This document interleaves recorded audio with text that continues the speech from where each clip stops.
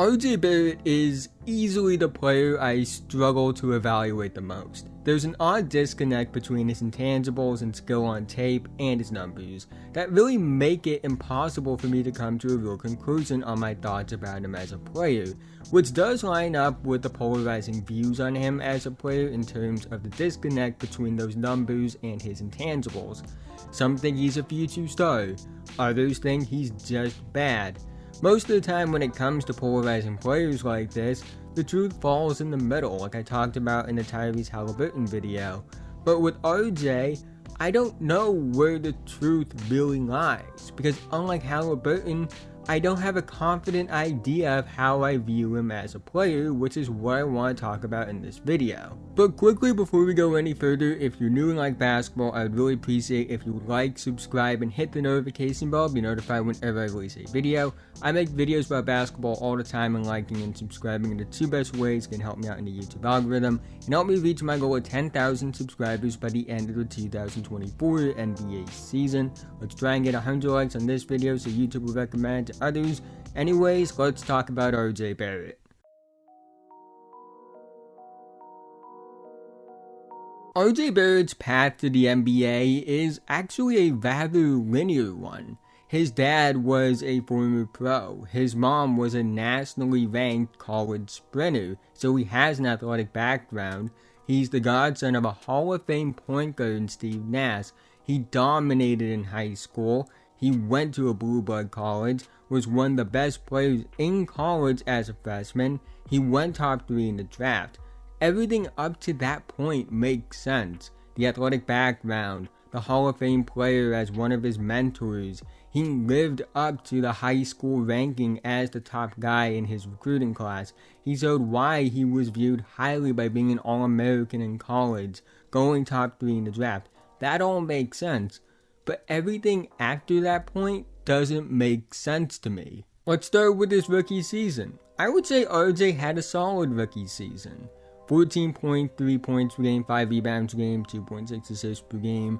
Now the efficiency numbers weren't good at all. 40.2, 32, 61.4 splits, 44.5 effective field goal percentage, 47.9 true shooting percentage. Just not good efficiency. But I would say it wasn't the most ideal situation for him as a rookie. The offensive spacing on that team was terrible. The players around him didn't fit with his skill set, and he's a rookie scoring guard wing. It's common to see those guys struggle with efficiency early on, and he did show some positive signs. He showed an ability to draw fouls, averaging 4.5 free throw attempts per game, which is really solid for a rookie, especially given the context of the team he was on. He showcased some all-around ability as a rebounder and passer, and showcased flashes of his potential as a scorer. And in year 2, it was clearly a step in the right direction. His points per game went up, his rebounds per game went up, his assists per game went up, averaged 17.6 points per game, 5.8 rebounds per game, 3 assists per game, on 44.4, 40.1, 74.6 splits. And that 40.1 3-point percentage was on 4.3 attempts per game, which is really solid volume. On top of that, the Knicks made the playoffs. He was clearly a positive contributor on that playoff team. However, in the playoffs, he wasn't really that good at all. His production dropped, his efficiency plummeted, and it's why they lost in 5 despite having home court advantage against the Hawks in the series many thought was going to go to 7 games. And since that playoff series, he really hasn't been the most consistent. You look at his numbers since that playoff series over the next 2 seasons, and they aren't great. 19.8 points per game, 5.3 rebounds per game, 2.9 assists per game on the surface over 2 seasons. Specifically in year 3 and year 4 for a young scoring wing seemed promising, but 42.1, 32.6, 72.7 splits, and a 52.1 true shooting percentage over that span of time isn't good. And the thing is, RJ has never been an efficient player. He's never had a true shooting percentage that's even close to the league average. He hasn't even cracked 50% on 2-point field goals, let alone get close to the league average, and the only thing close to league average for him is his 3-point shooting, and even then, that's really inconsistent. So you might look at all of this and say, well, it's easy. He's not good. But honestly, to me, it's not as simple as that. The reason why it's so hard for me to just say RJ Barrett is bad and call it a day is because he averages 18.6 points per game, 5.4 rebounds per game, and 2.9 assists per game. Over the course of seasons, his team makes the playoffs. Here are some of his career games: 44 points, 7 rebounds, and 4 assists on 176.9 splits and an 85.5 true shooting percentage, 46 points, 9 rebounds, and 2 assists on a 72.6 true shooting percentage. All of this he did before he even turned 23 years old. If you do things like this through your age 22 season in the best league in the world, I struggle to say you're a bad player. I'm not saying he's a future superstar or an all-star right now, but I just can't look at that and believe he's bad. And I do see the signs of a good player on tape. I see the physical tools. I see the skill. I see the talent. But his tape is very bizarre. He has tunnel vision problems. He has bad shot selections. He makes bad decisions as a passer. He's not always locked in as an off-ball defender. And it's odd because despite this, he still has noticeable intangibles and skills as a player that don't always line up with what I see on the tape.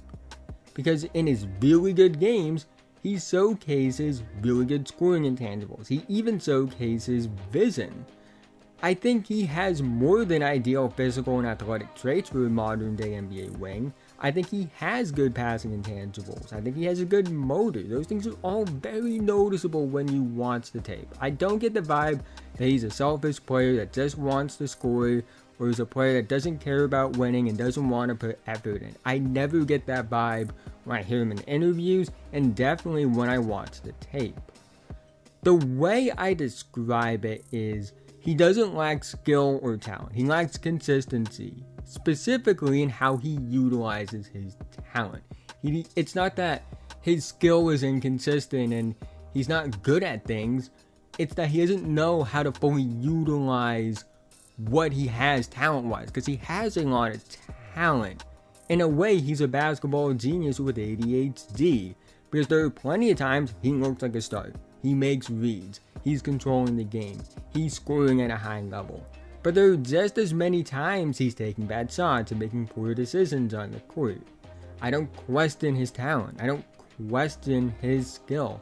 I don't question his motor or competitive wiring. He clearly has all these things. But the consistency is a real question. His ability to put it all together is a real question. That's the key for him reaching his full potential. Do I have the answer for what the key for him being more consistent is? No, if I did have that answer, I wouldn't be making this video.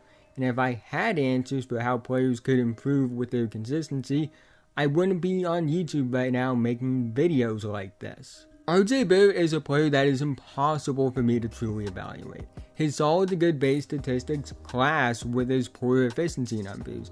His clear talent, skill, and gifts as a player clash with his inconsistency as an on-court decision maker when I watch the tape. I see both sides of it. The efficiency numbers suggest that he's bad. The base numbers and individual performances suggest that he's good, or at the very least has potential to be good. He shows on tape he can pass, shoot, dribble, and defend. He also shows on tape that those things are very inconsistent and volatile. It's funny because with the Haliburton video, I think both sides are wrong, but I was able to come up with my own conclusion that I'm confident in. But with RJ, I think both sides are right, or at the very least, I see both sides of it, and I don't have a clear answer I'm confident in when it comes to my conclusion about what I think about him as a player. I could point to his poor efficiency and bad decision making on tape and say he's bad. I could point to his solid to good base stats and the skill, talent, and tangibles that he shows on tape and say that he has potential to be really good. And the thing is, both of them make sense to me. but I don't feel like I can combine those two things to make a conclusion that makes sense, because they conflict with each other, and that's why RJ Barrett is so impossible for me to evaluate. But that's the end of this video. If you made it to this point, thank you so much. Again, haven't already, like, subscribe, hit notification bell, I'm notified whenever I release a video. I make videos about basketball all the time, and liking and subscribing are the two best ways can help me out in the YouTube algorithm and help me reach my goal of 10,000 subscribers by the end of the year. Let's try and get 100 likes on this video so YouTube will recommend to others. Let me know your thoughts on RJ Barrett. How good do you think he could be? Do you think he's good? Do you think he's bad? Love to hear all that in the comment section below. But with that being said, have a nice day, and I'll see you guys in the next one.